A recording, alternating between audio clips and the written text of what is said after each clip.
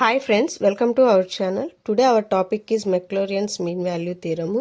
ఓకేనా theorem statement వచ్చేసరికి if n belongs to z+ అంటే మనకి పాజిటివ్ ఇంటీజర్స్ అండి. ఓకేనా అండ్ ఫంక్షన్ వచ్చేసరికి ఈ function f from closed interval 0,1 to r is such that f power n-1 is continuous in closed interval 0,x and f power n-1 is differentiable in open interval 0,x. Then there exists at least one c belongs to open interval 0,x. C belongs to అయినా అనొచ్చండి, లేకపోతే C in open interval 0,x అనైనా అనొచ్చు. Such that మనం ఏం గుర్తుపెట్టుకోవాల్సింది, మనకి ఈ ఫార్ములా అనేది మెయిన్గా గుర్తుండాలండి. F of x equal to f of 0 plus x by 1 factorial f dash of 0 plus x square by 2 factorial f double dash of 0 and so on n-1th term and nth term. ఓకేనా, ఇది గుర్తుపెట్టుకునే విధానం వచ్చేసరికి మనకి order of differentiation ఎంతైతే ఉంటుందో దానికి డినామినేటర్కి మనకి 1 factorial ఉండాలి, పవర్లో 1 ఉండాలి. ఓకేనా, ఆర్డర్ ఆఫ్ డిఫరెన్షియేషన్ 2/2 ఫ్యాక్టోరియల్, పవర్లో 2 ఉంది. ఓకేనా, అప్ టు n-1 వచ్చినప్పుడు n-1 and n factorial up to పవర్లో n-1 ఉంది. ఓకేనా, ఇక్కడ వచ్చేసరికి nth టర్మ్ అంటే మనం ఎక్కడైతే ఈ థీరం ఎండ్ అవుతామో అక్కడ వచ్చేసరికి సి ఉండాలండి. ఎండింగ్ టర్మ్ వచ్చేసరికి సి ఉండాలి. ఓకేనా, ఈ ఫార్ములా గుర్తుపెట్టుకునే విధానం అయితే అండి ఇదేనండి. ఈ మెక్లోరియన్ మెయిన్ వాల్యూ థీరం మీద ఈ ఫార్ములా అనేది main important. Maclaurin mean value theorem కంటే ముందు నేను Taylor's mean value theorem, Taylor's series మీద ప్రాబ్లము అండ్ థీరం చెప్పున్నానండి. ఒకసారి ఆ వీడియో చూసి ఈ వీడియో చూస్తే ప్రాబ్లమ్స్ అనేవి ఈజీగా అర్థమవుతాయి. ఓకేనా, మెక్లారియన్ మీన్ వాల్యూ థియరం మీద ఒక ప్రాబ్లం చూద్దామండి. ఇక్కడ ఫంక్షన్ వచ్చేసరికి ఇక్కడ చూడండి, క్వశ్చన్ చూడండి. Verify Maclaurin's theorem for f of x equal to 1 - x whole power 5/2 with Lagrange's form of the remainder up to 3 terms. ఓకేనా, వేర్ ఎక్స్ ఈక్వల్ టు 1 ఇచ్చారు. ఇక్కడ అప్ టు మనం ఎన్ని టర్మ్స్ దాకా తీసుకోమంటున్నారు, మనకి formula and so on nth term దాకా ఉంది. ఓకేనా, ఇక్కడ అప్ టు 3 టర్మ్స్ దాకా తీసుకోమంటున్నారు కాబట్టి నేను ఫార్ములా అప్ టు 3 దాకే తీసుకున్నాను. ఫంక్షన్ వచ్చేసరికి F of x equal to 1 - x whole power 5/2 ఇచ్చారు.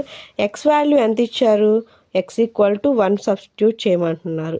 ఓకేనా, అయితే ఇక్కడ నేను ఈ ఫార్ములాలో సబ్స్టిట్యూట్ చేయడానికి ఏమేమి నీడో అవన్నీ ముందే ఫైండ్ అవుట్ చేసేసుకున్నానండి. ఓకేనా, ఏమేమి నీడ్ ఉన్నాయి, ఈ ఫార్ములాలో సబ్స్టిట్యూట్ చేయడానికి ఎఫ్ ఆఫ్ 0 కావాలి, ఎఫ్ డాష్ ఆఫ్ 0 కావాలి, ఎఫ్ డబల్ డాష్ ఆఫ్ 0 కావాలి, F triple dash of C కావాలి. ఓకేనా, అయితే చూడండి ఫస్ట్ ఎఫ్ ఆఫ్ 1. ఓకేనా, ఎఫ్ ఆఫ్ 1 తీసుకుంటే ఇక్కడ జాగ్రత్తగా చూడండి, మనకి formula f of x equal to కదా. F of x equal to అంటే మనకి ఒరిజినల్ ఫార్ములా ఇంటర్వల్ వచ్చేసరికి closed interval 0,x. But x ప్లేస్లో ఎంత ఇచ్చారు, మనకి 1 ఇచ్చారు కాబట్టి ఇప్పుడు ఇంటర్వల్ ఏమవుతుంది మనకి, ఓకేనా 0,1 అవుతుంది. ఓకేనా, అయితే ఇక్కడ F of 0, F dash of 0, F double dash of 0, మనకి ఇవి వాల్యూస్ కావాలి కాబట్టి వాటిని ముందే ఫైండ్ అవుట్ చేసుకున్నాను. ఇక్కడ ఎఫ్ ఆఫ్ ఎక్స్ ప్లేస్లో మనకి ఏమొస్తుందండి, ఎఫ్ ఆఫ్ 1 వాల్యూ వస్తుంది. ఆ వాల్యూని కూడా సబ్స్టిట్యూట్ చేయాలంటే ఇక్కడ నేను f of 1 value find out చేయాలి. F of 1 value find out చేయాలంటే మనకి ఆల్రెడీ ఎఫ్ ఆఫ్ ఎక్స్ తెలుసు, అంటే ఎక్స్ ఉన్న చోటల్లా కూడా మనం 1 సబ్స్టిట్యూట్ చేసి క్యాలిక్యులేషన్ చేస్తే ఆన్సర్ మనకి ఏమొస్తుందండి, 0 వస్తుంది. ఓకేనా, నెక్స్ట్ ఎఫ్ ఆఫ్ 0 కావాలి. ఎఫ్ ఆఫ్ 0 కావాలంటే ఇచ్చిన ఫంక్షన్లో ఎక్స్ ఉన్న చోటల్లా కూడా మనం 0 సబ్స్టిట్యూట్ చేసి క్యాలిక్యులేషన్ చేస్తే ఆన్సర్ 1 వస్తుంది. ఓకేనా, next F dash of X కావాలి, అంటే ఇచ్చిన ఫంక్షన్ని ముందు డిఫరెన్షియేషన్ చేయాలి. డిఫరెన్షియేషన్ చేస్తే మనకి -5/2 1 - x పవర్ 3/2 ఇచ్చారు. ఇక్కడ ఏం లేదంటే డిఫరెన్షియేషన్ ఫార్ములా మనకి x పవర్ n ఫార్ములా వాడారు.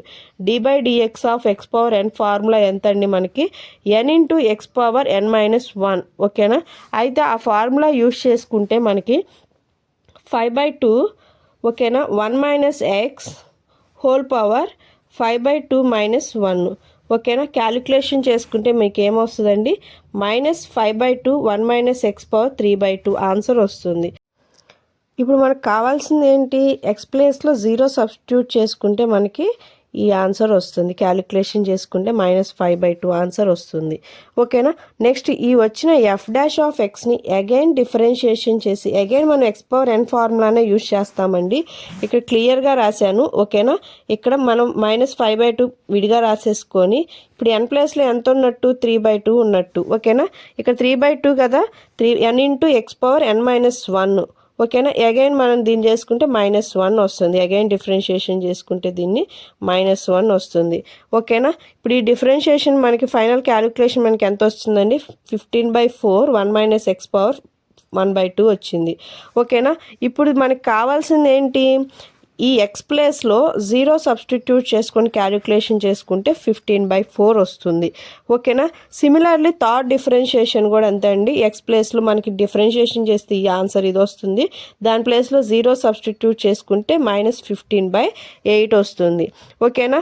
ఇప్పుడు మనకి ఈ ఫార్ములాలో సబ్స్టిట్యూట్ చేయడానికి ఏమేమి నీడో అవన్నీ కూడా నేను ముందు ఫైండ్ అవుట్ చేసేసుకున్నానండి. x వాల్యూ ఎంత వచ్చింది మనకి, 0 వచ్చింది. 0 సబ్స్టిట్యూట్ చేశాను. ఓకేనా. f(0) వాల్యూ ఎంత వచ్చింది, 1 వచ్చింది. ఓకేనా. ఇప్పుడు x ఉన్న చోటల్లా కూడా మనం 1 సబ్స్టిట్యూట్ చేసుకుంటే 1/1 ఫ్యాక్టోరియల్ అంటే ఆన్సర్ ఎంత, 1. ఓకేనా. f'(0) వాల్యూ ఎంత వచ్చింది, -5/2 వచ్చింది. సిమిలర్లీ x² ఫ్యాక్టోరియల్ అంటే x ఉన్న చోట 1 సబ్స్టిట్యూట్ చేసుకొని ఓకేనా x² వాల్యూ అంటే మనకి ఎంత వస్తుంది, 1 వస్తుంది. ఓకేనా. 1² అంటే మనకి ఆన్సర్ ఎంత, 1. ఓకేనా. 1/2 ఫ్యాక్టోరియల్ అంటే 1/2. ఓకేనా. ఇప్పుడు f'(0) వాల్యూ ఎంత, 15/4 వచ్చింది.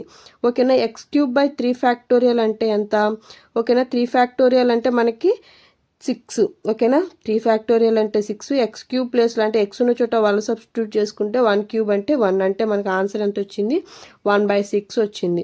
f'(c) అంటే మనకు థర్డ్ డిఫరెన్షియేషన్లో x ఉన్న చోటల్లా కూడా c పెట్టుకోవాలి. ఓకేనా. c పెట్టుకొని క్యాలిక్యులేషన్ చేసుకుంటే మనకి ఇదంతా క్యాలిక్యులేషన్ పార్ట్ అండి. క్యాలిక్యులేషన్ చేసుకుంటే ఫైనల్ ఆన్సర్ ఎంత వచ్చింది మీకు, 0.3055 ఆన్సర్ వచ్చింది. ఇదంతా క్యాలిక్యులేషన్ పార్ట్ అండి. ఒకసారి క్యాలిక్యులేషన్ పార్ట్ కూడా అగైన్ చూద్దాము. ఓకేనా. ఈ పార్ట్ని ఇలాగే ఉంచి రిమైనింగ్ పార్ట్ని ఈక్వాలిటీకి ఇటు సైడ్ తీసుకొచ్చి ఎల్సిఎం చేసుకొని క్యాలిక్యులేషన్ చేసుకుంటే 3/8 వచ్చింది. ఈ 15/48 అనేది ఇటు సైడ్ వస్తే మనకి ఈక్వాలిటీకి ఇటు సైడ్ వస్తే ఫ్రాక్షన్ అనేది రివర్స్ అవుతుంది, అంటే 48/15. మళ్ళీ అగైన్ దీన్ని క్యాలిక్యులేషన్ చేసుకుంటే 6/5 వచ్చింది. ఓకేనా. అంటే ఇక్కడ 1 - c(1/2)ని -1/2ని ఫ్రాక్షన్గా రాసుకుంటే మనకేమవుద్ది, 1 - c(1/2) అంటే మైనస్ కాస్త మనకేమవుతుంది, ప్లస్ అవుతుంది. ఓకేనా. ఇక్కడ క్రాస్ మల్టిప్లికేషన్ చేసుకుంటే మనకేమవుతుందండి, 5/6 = 1 - c(1/2). బోత్ సైడ్స్ నేను స్క్వేరింగ్ చేసుకుంటున్నానండి. స్క్వేరింగ్ చేసుకుంటే మనకేమవుద్ది, ఇక్కడ 2 క్యాన్సిల్ అయిపోతుంది. 5 5s ఎంత, 25. 6 6s ఎంత, 36. ఓకేనా. ఇప్పుడు చూడండి అండి, నాకు c వాల్యూ కావాలి. c వాల్యూ కావాలి అంటే ఇక్కడ ఏంటండి, రిమైనింగ్ ఇటు సైడ్ తీసుకొచ్చి cని ఇటు సైడ్ తీసుకొస్తే మనకేమవుతుంది, 1 - 25/36. దీన్ని మనం ఎల్సిఎం చేసుకొని క్యాలిక్యులేషన్ చేసుకుంటే మనకి 11/36 వచ్చింది. ఈ 11/36 అంటే మనకి 0.3055. ఓకేనా. మనకి 0 ఇక్కడ ఫైనల్గా ఏంటి, మనకి c వాల్యూ అనేది బిలాంగ్స్ టు ఓపెన్ ఇంటర్వల్ 0,1లో ఉండాలి. ఓకేనా. అంటే మనకి ఇచ్చిన ఇంటర్వల్ క్వశ్చన్లో అంతే కదా, 0,1. ఓకేనా. 0,1లో ఉండాలి కాబట్టి ఇప్పుడు మనకి 0.3055 అనేది ఓపెన్ ఇంటర్వల్ 0,1లోనే ఉన్నట్టు కదా.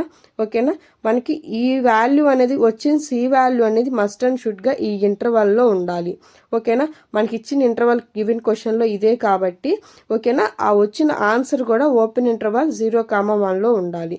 ఓకేనా. మనకి స్టేట్మెంట్లో ఉంది కదా, దానికి తర్వాత at least 1 c belongs to open interval 0,x అని ఇచ్చారు. బట్ ఈ క్వశ్చన్కి x ప్లేస్లో ఏమి ఇచ్చారు, 1 ఇచ్చారు కాబట్టి అంటే 0,1 అంటే వచ్చిన c వాల్యూ అనేది మనకి ఈ ఇంటర్వల్లో ఉన్నట్టు చూపించాలి. ఇప్పుడు c అనేది 0.3055 కాబట్టి ఇన్ బిట్వీనే ఉంటుంది, 0,1 బిట్వీనే ఈ వాల్యూ ఉంటుంది కాబట్టి మనకు వచ్చిన ఆన్సర్ అనేది కరెక్ట్ ఆన్సర్. ఓకేనా. మీకు ఈ వీడియో నచ్చినట్లయితే లైక్ చేయండి, షేర్ చేయండి, సబ్స్క్రైబ్ చేయండి. Thank you for watching.